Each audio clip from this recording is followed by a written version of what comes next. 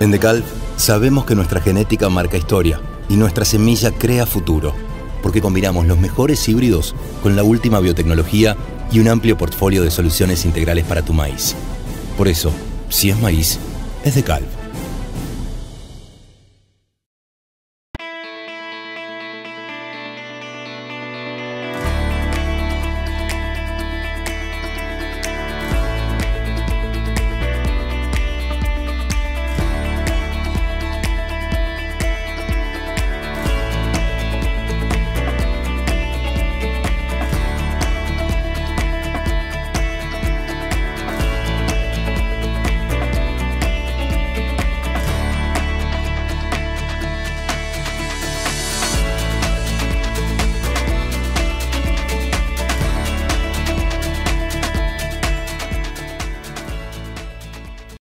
AgroWise. Potenciamos tus cultivos.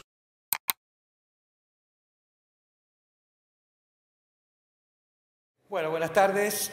Este panel va a tener sentido si logramos superar este tema de la chicharrita.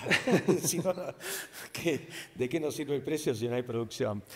Le voy a contar un poco. Estamos frente a dos especialistas en comercio que nos van a pintar un panorama muy fuerte sobre dónde estamos parados hoy en un mundo muy agitado, lleno de vicisitudes y situaciones.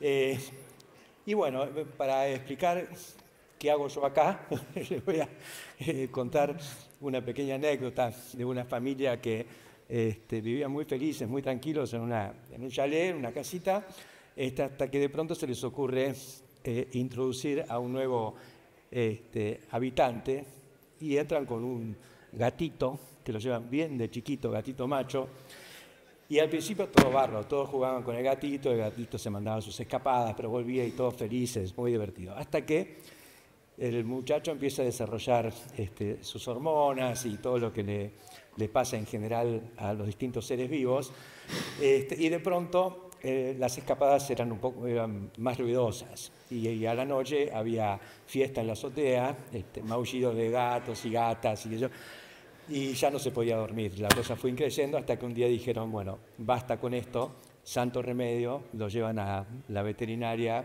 y lo capan al pobre gatito. Bueno, vuelve el gatito capón a la casa y todos tranquilos, fenómeno, el gatito muy aplacado, muy tranquilo, paseaba y todo, pero no más ruidos de noche. Hasta que una noche, un infierno de maullidos, suben a ver qué pasa y se encuentran con infinidad de gatos y gatas, muy entretenidos entre todos ellos, y en un rincón, el gatito capón. Entonces van y le dicen, gatito, ¿y vos qué haces acá? Y yo modero. Yo hoy acá modero, porque estamos frente a dos expertos que son los que nos van a bajar línea. Pero además, como a mí no me van a hacer lo mismo que al gato, voy a hablar también. Así que bueno, Marcelo Elizondo, como fue presentado, es un gran experto, yo diría hasta en negociaciones internacionales, un hombre que tiene una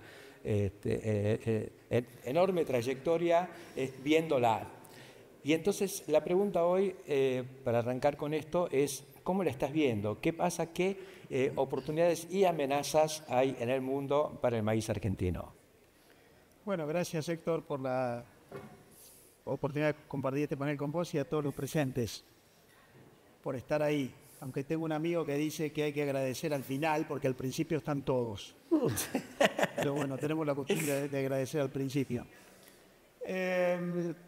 ¿Cómo la veo en el mundo? Mirá, el mundo está claro que está muy complicado, el mundo está en un proceso de cambio estructural, por lo que creo que hay que seguir más que los meros cambios coyunturales.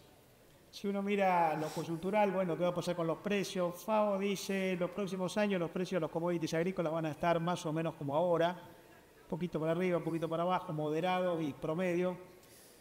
Pero yo creo que en el mundo están ocurriendo cambios estructurales muy profundos. En primer lugar, una revolución tecnológica sustancial que está modificando el modo en el que toda la producción agrícola está siendo llevada adelante, al punto que, en mi opinión, está cambiando la esencia ya no podemos hablar de producción primaria, estamos hablando de todo un proceso bioeconómico sustancialmente diferente, y ahí es mucho más importante el capital intelectual, el Big Data, la ingeniería genética, que el clima o la tierra.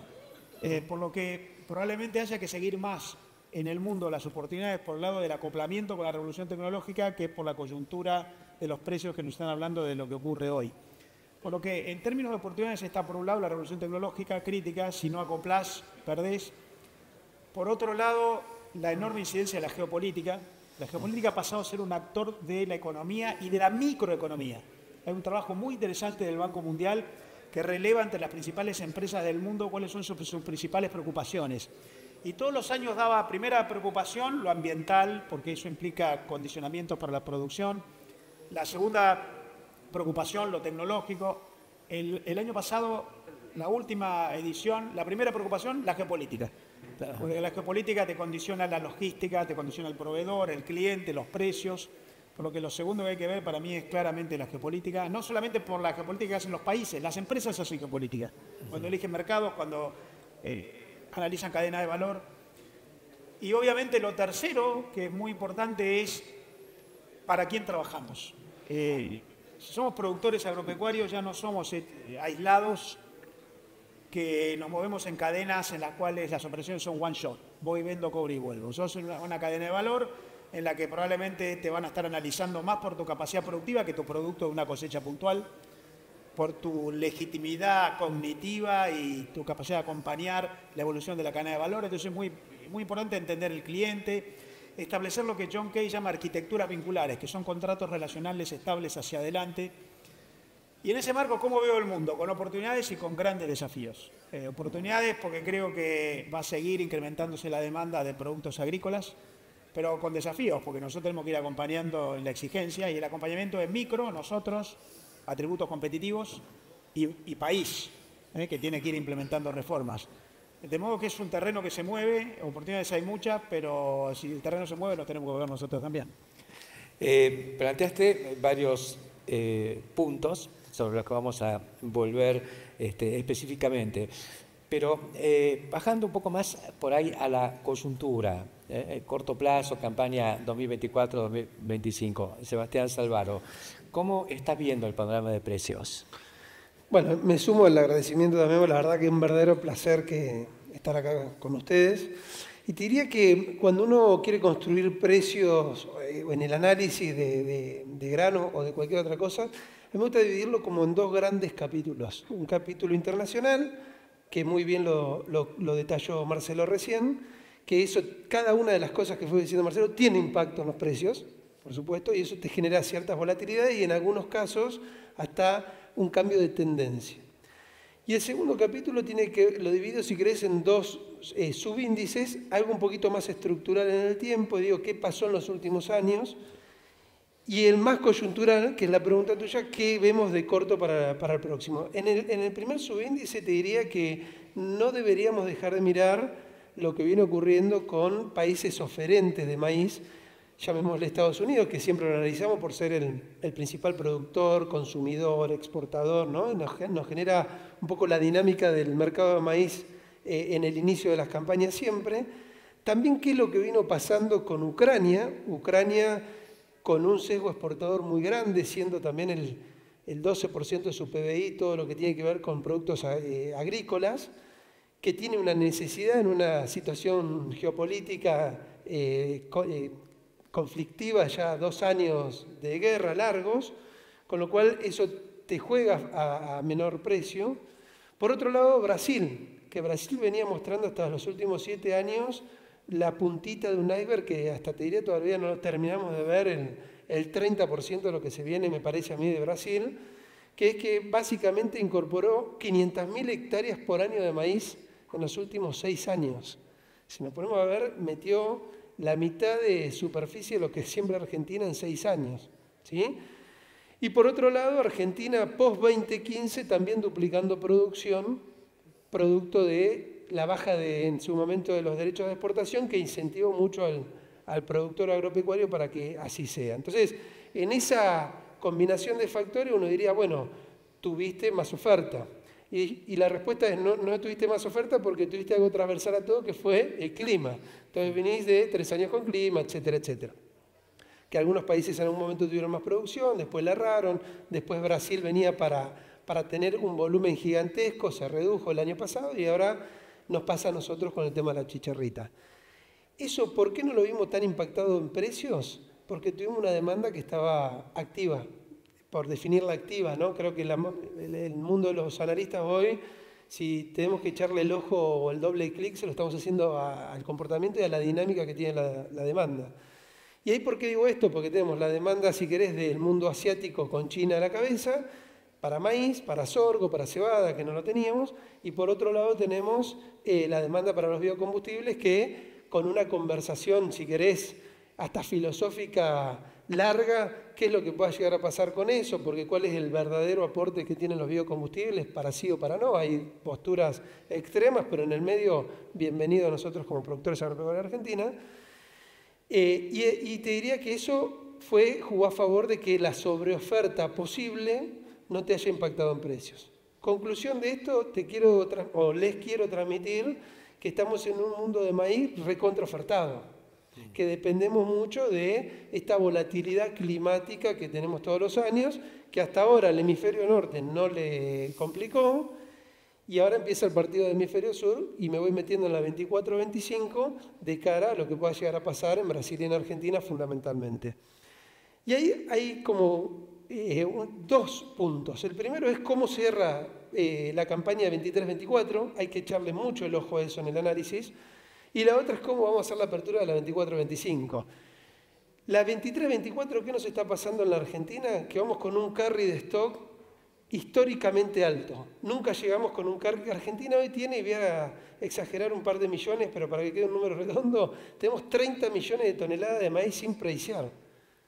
Nunca llega hasta agosto con esta magnitud de maíz, ¿sí? Por otro lado, en la nominalidad de los precios tenemos una prima. Nos están pagando un poco más respecto a lo que la matemática nos dice que nos deberían pagar, 150, 170, para no marear y aburrir con los números. Entonces voy a decir, ¿por qué está pasando lo que está pasando? Y ahí aparece la apertura a la 24-25. ¿No? Está pasando lo que está pasando porque a nivel de productor hay muchas variables que tienen injerencia, pero por supuesto que hay una que es la que estamos poniendo arriba de la mesa todo el tiempo, que es el impacto de la chicharrita, ¿sí? Entonces, si yo tuve un impacto fuerte de la chicharrita y tengo un poco de maíz y el maíz más o menos vale y no va a haber maíz, ¿qué voy a hacer? No vendo maíz. Y pensá que todavía no puse en el análisis toda la macroeconomía de la política argentina, que también nos hace construir una expectativa para tomar decisiones. Entonces, ahí en esa apertura la pregunta es, ¿qué va a pasar la 24-25? Y te diría que en el 100% de las organizaciones, instituciones que están, bolsas de cereales, CREA y demás, están todos haciendo una estimación de caída diaria, ¿sí? Va a ser un mosaico. A mí me da la sensación de que en algunos lugares obviamente va a caer más que en otros, en algunos lugares, como digo, se van a tomar licencia de la siembra de maíz, en algunos otros lugares no podés tomarte licencia de maíz, en esos lugares donde más ha crecido el maíz, que es el NOA, Alnea, San Luis, La Pampa, son lugares que no nos deberíamos permitir tener un impacto en el maíz.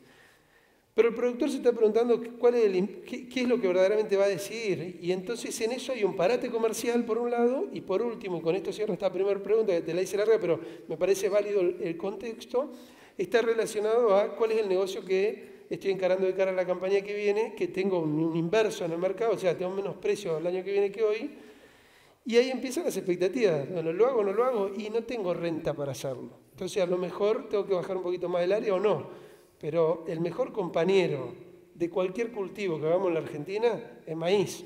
Eso quedó claro y me remonto de nuevo al 2015 porque los sistemas productivos se estabilizaron un montón y los rindes subieron. Clima mediante, ¿no? Sacando los efectos climáticos.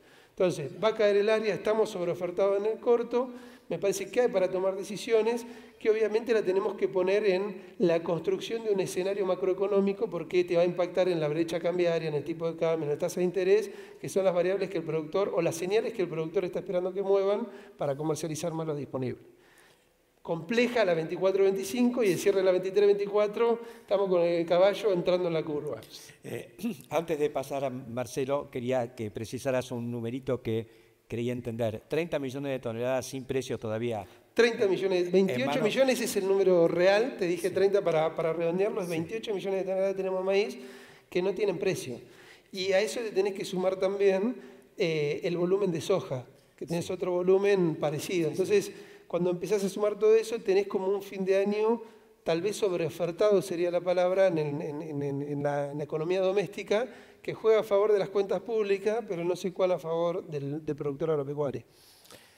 Muchos temitas para despuntar luego. Marcelo, lo que planteaba Sebastián, vos está relacionado con tu comentario sobre uno de los puntos, es lo que pasa con la logística a nivel internacional. Él mencionó Ucrania, la guerra y demás. ¿Cómo estás viendo ese proceso y cómo puede impactar concretamente por ahí en el caso de los productos argentinos y el maíz en particular?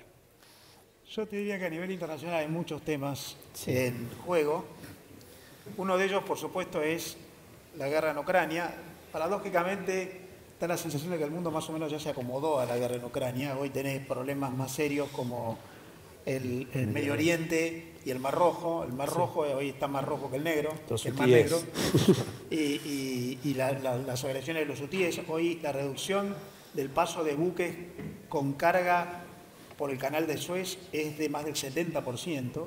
Eso supone un incremento de entre 7 y 10 días de viaje de los buques, porque van por el sur de África, y de más de $1 millón promedio por buque de costo. Es difícil entender cómo puede ser que el mundo se acomodó a Ucrania, pero finalmente hasta los precios lo están reflejando. Sí. Pero a nivel internacional hay otras luces amarillas que empiezan a encenderse. Por ejemplo, ¿qué va a pasar con la tasa de interés de la Reserva Federal en los Estados Unidos, que supone que va a bajar? Si baja la tasa de interés de la Reserva Federal, eso debilitaría el dólar y usualmente eso en el mundo es subir los precios de los commodities agrícolas. Por lo cual hay que seguir eso. Se supone que la tasa de interés va a bajar 2 o 3 veces de acá a fin de año. Eso debería impactar a favor de precios en general de commodities agrícolas. Impacta incluso en el Bitcoin, así que... Por supuesto. Sí. Pero acá estamos hablando de maíz. Sí. Pero además hay otra cosa que hay que analizar y que sobre lo que sabemos poco, Héctor, que es qué pasa con el resultado electoral en los Estados Unidos. Porque hay dos candidatos, nadie sabe quién va a ganar, está muy pareja la elección, las encuestas están un poquito arriba Kamala Harris, pero por el sistema electoral americano eso no garantiza nada. Si ganara Donald Trump, Trump te dice yo quiero un dólar competitivo, un dólar más débil, quiero bajar impuestos internos y eliminar regulaciones, y no me llevo bien con la agenda verde. Por lo tanto, si Trump ganara, vos podrías tener todavía un incentivo mayor a un dólar más bajo, lo cual impacta en precios, y podrías tener una fuerza emergente adicional para discutir la agenda verde en el mundo. Sí. De modo que eso también hay que seguirlo. Si ganara Kamala Harris, yo creo que ahí lo que tendrías es un gobierno más intervencionista, que quizás desacelere un poco la economía americana en relación a lo que ocurriría con Trump, y una convergencia mayor con la agenda verde europea. Sí. Por lo que también ahí no sabemos qué pasa, pero no es un tema menor. Las elecciones en Estados Unidos son los primeros días de noviembre, falta poquito, y también eso es un acontecimiento que hay que analizar. Por lo que el mundo está agitado. El mundo está agitado, hay acontecimientos políticos, hay acontecimientos geopolíticos, está lo militar. Y después está la revolución esta que está ocurriendo en el mundo, tecnológica, que en realidad está impulsada por las grandes empresas. Cuando uno habla de revolución tecnológica parece que fuera una revolución que ocurre en las universidades. No, ocurre en las empresas. Y las empresas condicionan el modo en el cual producimos. Y a la producción agropecuaria le influye muchísimo. Hay un experto del Instituto Francés de Relaciones Internacionales, John Seaman, es de origen inglés, que dice que en materia agropecuaria hay 4 grandes tendencias recientes en el mundo. Primero, cuando los países salieron a exportar productos, después cuando salieron a exportar multinacionales con inversión en el exterior, después cuando salieron a exportar tecnologías, y la cuarta etapa, ahora exportan estándares. Ajá. Ahora el mundo exporta estándares, por lo que esa es otra cuestión de la revolución tecnológica que hay que seguir, y me parece que no está claro hacia dónde vamos, pero hay que estar muy ágil con capacidad de respuesta. Mencionaste, y sigo con vos, la agenda verde europea o global. Esto se vincula también con algo que preocupa acá en los productores, que es, por un lado, la imposición de este tipo de agendas, y por otro lado, bueno, desvincularse o tomar en serio la problemática del cambio climático y si tenemos que acoplarnos de alguna manera en eso. Por ejemplo, acá se está discutiendo el BISEC o lo que sería la certificación de producción libre de desmontes en los últimos 4 años. ¿Qué hay que hacer con eso? Hay que ponerse en la vereda de enfrente, hay que rechazar, hay que ir a una negociación fuerte en los foros internacionales, Organización Mundial de Comercio, donde sea, o hay que decir, bueno, lo está pidiendo el cliente y por ahí no nos cuesta tanto darle un certificado. Bueno, ¿qué hay que hacer? Depende de quién sos. Si vos sos funcionario público, yo discutiría y negociaría. Y discutiría no solamente la agenda, sino discutiría la instrumentación. Yo creo que todos tenemos conciencia de que algo está ocurriendo con el clima en el mundo, más allá de que haya posiciones más críticas o menos críticas. Lo que yo critico a veces de los que están en avance en la imposición de la agenda verde, como los europeos, es su vocación burocrática y regulacionista. Vos podés convalidar esfuerzos para tratar de tener un clima mejor en el mundo, pero eso no quiere decir que los instrumentos propuestos, que a veces son muy burocráticos y demasiado regulacionistas, sean los que fueras a convalidar. Vos podés decir, una cosa es discutir la agenda y otra cosa es discutir los instrumentos. Yo creo que discutiría mucho los instrumentos. Y en eso la Argentina, y mencionás BISEC, tiene una enorme capacidad de contribuir, pero hay que exigir modernización en la certificación a través de nuevas tecnologías. Hoy los instrumentos tecnológicos permiten certificación de buenas prácticas de manera mucho más ágil y mucho más eficiente y que probablemente el mercado pagaría mejor que un certificado público y el mundo creo que va hacia eso, por lo que, ¿qué hay que hacer? Si yo fuera funcionario discutiría eso. Ahora, si yo soy productor o exportador, me tengo que atener a las condiciones del cliente. Salir yo a discutir cuáles son las reglas me parece que tiene poco sentido y en eso yo haría esfuerzos por adaptarme a los estándares que en mucho tiene que ver con lo ambiental y lo climático, pero que hay de muy distinto tipo. Con los estándares hoy hay un muy buen trabajo del International Trade Center en Ginebra, en Suiza, que muestra cómo el mundo está bajando en intensidad de exigencias arancelarias. El 70% de todo el comercio mundial entre todos los países ocurre con arancel cero. Nosotros estamos afuera de eso porque todavía seguimos en la agenda arancelaria, pero el mundo ya no regula por aranceles, pero crecen las exigencias a través de normas no arancelarias, dentro de las cuales está lo ambiental, lo sanitario, lo de seguridad, lo de performance y demás. Si yo soy productor y si soy comercializador y exportador, me preocuparía por cumplir y por adaptarme, porque no solamente está en juego si vendo o no, sino a qué mercado le vendo, porque también el mundo es bastante heterogéneo. Una cosa son las exigencias de los países de la OECD y otra cosa son las exigencias de países que son mucho más laxos, pero que al ser más laxos son países que te generan peor precio. Claro. Así que, ¿qué hay que hacer? Depende de quién sos. La política va por un lado, la producción y el comercio va por el otro y ahí yo trataría de hacer el mejor esfuerzo por ser eficiente, cumplir, porque depende de esos resultados. Perdóname, mencionaste BISEC, y en ese sentido yo creo que es un buen esfuerzo de integración de actores para tratar de ir generando una respuesta que va más allá de lo individual. En esto, el mundo está, perdóname Héctor que te interrumpí, el mundo está en un cambio de fuerzas en lo que lo político público tradicional está perdiendo, pero va ganando mucho lo que se llama la generación de espacios públicos no gubernamentales, que son generación de espacios entre distintos actores de la economía que van creando bienes públicos espontáneamente, sin la intervención de la política de los estados, y ahí creo que hay que hacer un esfuerzo para hacer. Me viene un poquito a la memoria, por ejemplo, algo que es maíz finalmente, pero imaginemos la cuota 481 de carne de feedlot. Es maíz, que se exporta colgado o metido en una bolsita de vacío. Ahí hay una certificación y hay una exigencia, y lo mismo que la Hilton, ¿no es cierto? El que quiere exportar Hilton tiene que inscribir su campo, funcionar en un circuito en el que interviene el frigorífico, y eso se lo ha hecho funcionar. Entonces, no me resulta tan espantoso o tan complejo finalmente, como vos decías, a través de la tecnología manejar ese tipo de vínculos. Ahora, vinculado también con esto, Sebastián, voy a vos. ¿Qué impacto pensás que tuvo, porque está muy relacionado con la cuestión ambiental, el desarrollo del etanol de maíz, fundamentalmente en los Estados Unidos, también en Brasil, aunque en mucha menor escala todavía, pero qué impacto, si lo podemos cuantificar, digamos, ha tenido eso en la demanda mundial de maíz? Altísimo. No te lo puedo poner en una matemática, decir por cada tonelada de etanol cuánto explica el precio, pero te diría que sí altísimo.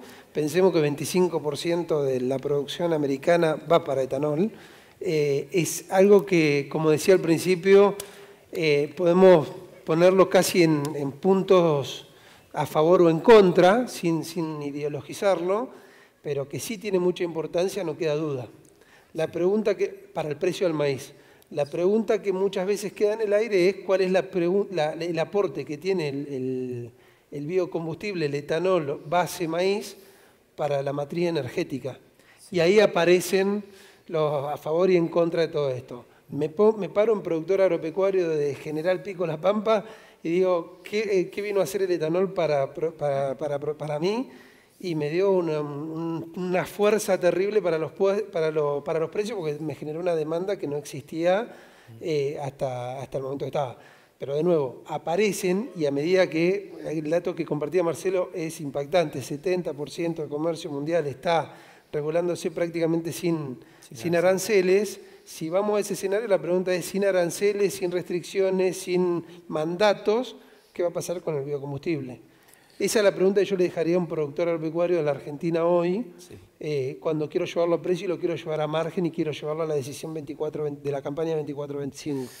Claro, pero digamos, una cuestión es la dinámica interna. Pues acá hoy se reclamó por una urgente sanción de una nueva ley de biocombustibles que hace a la ecuación local y creo que es fundamental. Pero Estados Unidos, como vos dijiste, está masticando 140 millones de toneladas de maíz, que es más que el incremento de la producción de los últimos 20 años. ¿Qué hubiera pasado si no hubiera existido esa regulación que existe en Estados Unidos pro bio? Estamos hablando de niveles de precios seguramente distintos y más bajos. Me arriesgo a decirte más bajos. ¿Por qué además? Porque vos tuviste dos fenómenos que comentaba al principio, que es aumento de área, que obviamente motivado por precio. No hay una sin la otra, no tenés un crecimiento, una motivación a la oferta si no tenés una demanda. Pero no hubieses crecido tan fuertemente en área y no hubieses crecido tan fuertemente, y esto a discutirlo, en productividad. Tuviste los dos fenómenos. Si vos ves la curva de área en Estados Unidos, de 1940 a la fecha, te cuadruplica el área sembrada.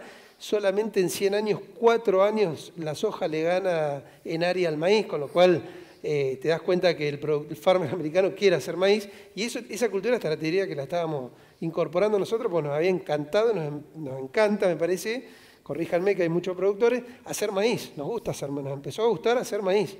Le encontramos la vuelta a hacer maíz.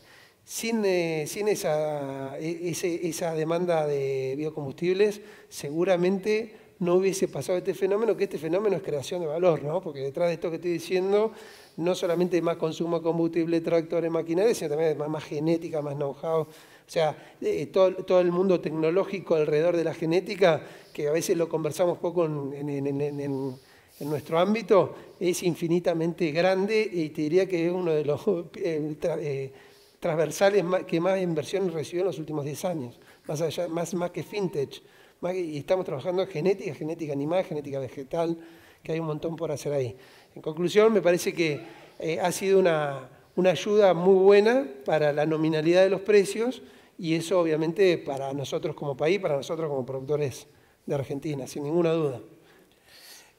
Marcelo, vos entre los puntos que planteaste también hubo uno que yo diría más de vinculación y de relacionamiento entre distintos actores de la cadena o del negocio, en este caso del maíz. ¿Vos creés que en la Argentina están todos los grandes decisores en materia comercial a nivel internacional? Es decir, de pronto irrumpió China como un mercado muy importante para la soja. Hoy tenemos compañías chinas, incluso compañías paraestatales chinas metidas en la Argentina. ¿Vos ves eso como algo positivo para el negocio maíz?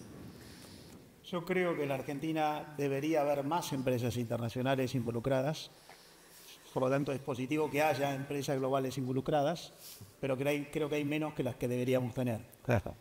Porque finalmente lo que está ocurriendo con la producción agropecuaria en general en el mundo, y el maíz en particular, es la creación de ecosistemas en los cuales hay una profunda vinculación. Yo en la primera respuesta que te daba Héctor mencionaba esto de las arquitecturas vinculares, que hay un autor inglés que se llama John Kay, que dice lo más importante que puede tener alguien que se dedica a la producción son los contratos. Pero una cosa son los contratos legales, un papel escrito, y otra cosa son los contratos relacionales, que son los vínculos por los cuales planificamos juntos, decidimos invertir, conseguimos financiamiento, desarrollamos conocimiento, generamos capital intelectual. Capital intelectual es el saber organizado en el proceso. Y eso requiere empresas. Además de la producción agropecuaria, requiere empresas. Y la empresa cerca en la cadena. Y lo más importante para eso es la capacidad de planificar hacia adelante. Y eso requiere mucha inversión, y inversión distinta a la tradicional. Vos sabés que recién me acordaba de un trabajo que hace poco tiempo se publicó, que mide la inversión agropecuaria en el mundo en los últimos 10 años, y mide que la inversión en lo que se llama como intangibles supera en 30% la inversión en tangibles. ¿Qué quiere decir esto? Que el mundo está invirtiendo mucho más en modificaciones genéticas, en Big Data para monitorear la producción, en software, en satelización, que en lo convencional de los bienes físicos. Y eso requiere que haya empresas. Sí. Entonces, es cierto que hay algunas empresas en la Argentina, pero creo que hay menos. Si vos mirás quién lidera las grandes cadenas de valor dentro de las cuales se generan esos estándares, son las grandes empresas. Los grandes líderes que hoy están condicionando toda la producción, la inversión y el comercio de agropecuarios en el mundo son las grandes empresas, tienen más poder que los países. De modo que es mejor tenerlas cerca, porque además de los que se involucren en la producción, se transforman en factores de poder de tu lado. Sí. Y la verdad es que la Argentina es uno de los 15 principales exportadores agropecuarios del mundo. El año pasado fue el número 14. Siempre esto depende de cómo se mide, más valor agregado, menos, pero está entre los primeros 15, lo cual es un número buenísimo. Piensen ustedes que la Argentina, si consideramos todos los productos de todos los rubros, es el exportador número 50 del mundo. Pero en la agroproducción es el número 14. Bueno, eso supone estar vinculado en cadenas de valor en las cuales las grandes empresas son muy importantes. Eso no quiere decir que tenga que haber solo grandes empresas. Tiene que estar el productor, tiene que estar la pyme, tiene que estar el proveedor de servicios, el de logística. No quiere decir incluso que tenga que estar solo el sector privado, también tiene que estar el sector público, los puertos o la aduana, pero necesitas más empresas. Es un mundo, el mundo nuevo, que es el mundo de la revolución tecnológica, no es un mundo de productos, es un mundo de empresas. Sí. Los que tienen éxito en la inserción internacional son las empresas que tienen que tener buenos productos, pero no alcanzan con el buen producto. Sí. De modo que yo creo que ahí hace falta el desarrollo de un capitalismo internacional mayor, más intenso. Desde Argentina también, un mercado libre agropecuario o con un sesgo. Puede ser, por supuesto. Hay un interesante proceso de plataformización de la producción de commodities en el mundo que hay que seguir. Eso lo que quiere decir es que tenemos que ir digitalizándonos y aprendiendo a desarrollar estas arquitecturas vinculares, estos contratos relacionales que son más importantes que los contratos legales, a partir de los nuevos soportes, que son soportes digitales. Hoy las cadenas de valor están transformándose sustancialmente. Dice la World Intellectual Property Organization, que es la organización mundial que regula todo el tema de la propiedad intelectual, que las cadenas globales de valor están deviniendo en Global Innovation Networks, en redes globales de innovación. Y los soportes digitales son importantísimos para eso. Y la plataformización de todos los mercados de commodities es algo que avanza y avanzará más. Dijiste la palabrita mágica y voy a seguir con vos y esperamos un segundito porque tengo también una andanada. Commodities. La Argentina tiene un poco la imagen y tiene de sí mismo esa imagen de que exporta commodities. Sin abrir juicio de valor, ¿podemos hacer algo diferente y por ahí superador?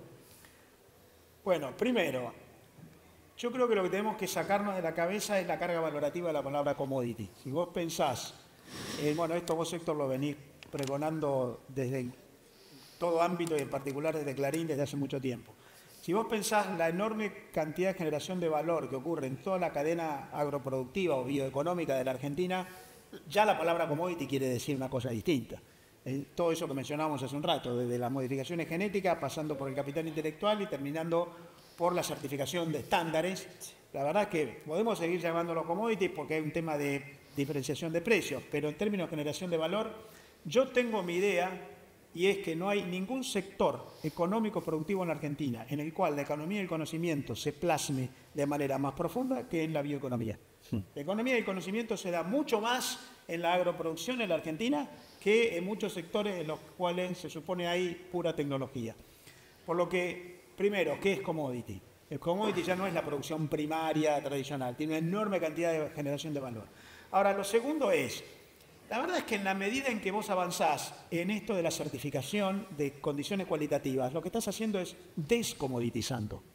Y el mundo va hacia una descomoditización en la medida en que certifica estándares y condiciones cualitativas. Y eso ya está ocurriendo, si no en términos políticos generales, en términos comerciales. Tengo amigos que se dedican a certificar carne de cerdo a través de inteligencia artificial, generando precio mayor, certificando bienestar animal, que lo certifican porque la inteligencia artificial certifica con el último gruñido del cerdo antes de ser carneado.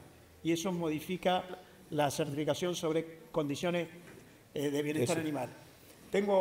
Conozco una empresa que trabaja en la provisión de servicios en España para producción agropecuaria, acuerdo con Google, satélite, te mide condiciones ambientales, climáticas, humedad, presión, topográficas, todos los días, reporte, blockchain, esa partida vale distinto según la información que venga en ese blockchain.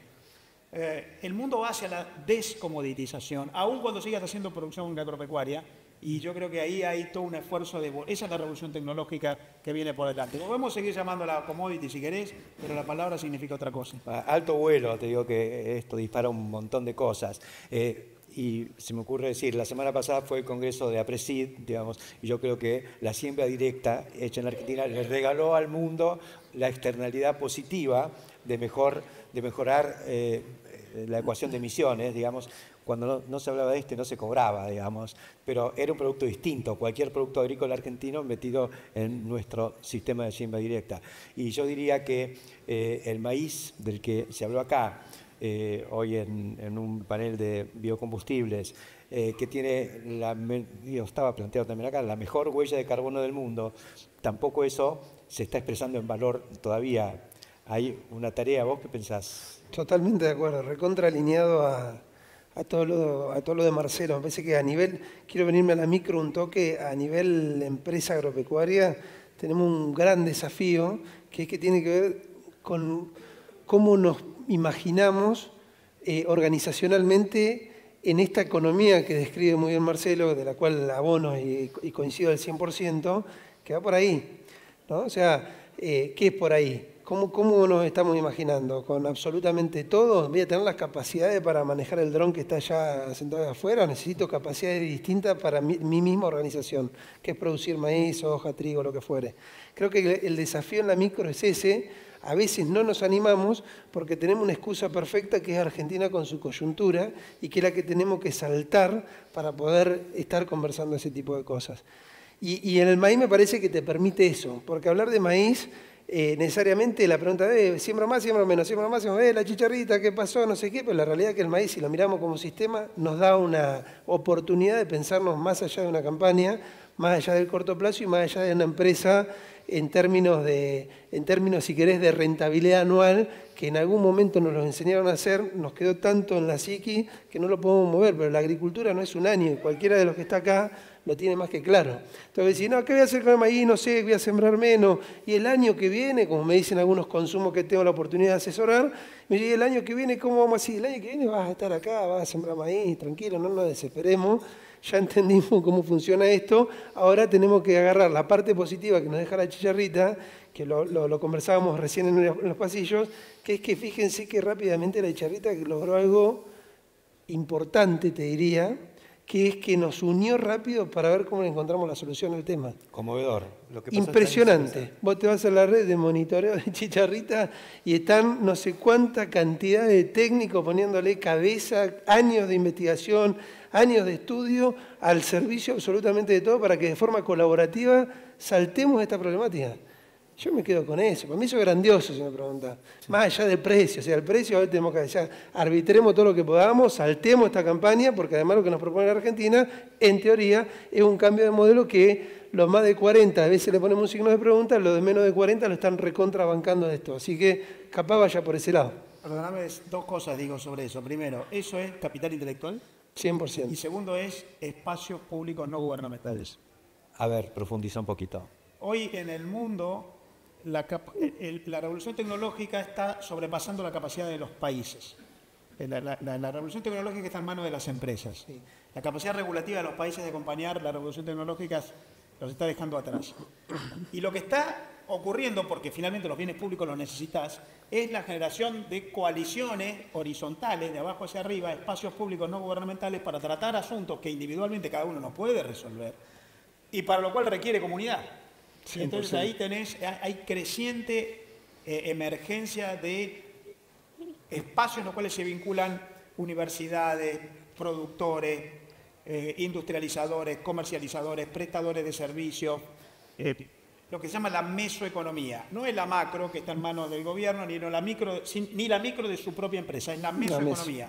Ese espacio inmediato en el cual te agrupás por un sector y vas a la generación de bienes públicos propios, aún sin un impulso político. Son espacios públicos no gubernamentales. Es fantástico cuando uno ve que alguna compañía, imagínate McDonald's o Nestlé, por ahí, le pone a su producto algún atributo que tiene que ver cómo fue producida el producto básico que después elaboraron, ¿no? O el caso de Juan Valdés, o sea, que es un concepto ahí donde está lo público y lo privado, están los productores de café de Colombia que se organizaron y junto con el Estado crearon una marca país. ¿Y qué pasó con ese café? Bueno, en primer lugar lo descomoditizaron porque le crearon una marca que superó, con Héctor hace un rato, nosotros tenemos años como para acordarnos que cuando éramos chicos el café era de Brasil. Sí. Y hoy el café es de Colombia. Y eso es consecuencia de esa organización de los actores y la creación de una marca y un desarrollo comercial de los intangibles que los colombianos ponen como ejemplo. Bueno, nosotros tenemos mucho más para ofrecer en ese sentido. No tenemos más y tiempo. Otra cosa más, no te asustes. Los últimos 7 puntos son estos. Conclusiones. Es el momento en el que nos cansamos de pensar. No, esto recién empieza. Muchas gracias. Fue un panel extraordinario. Gracias. Gracias.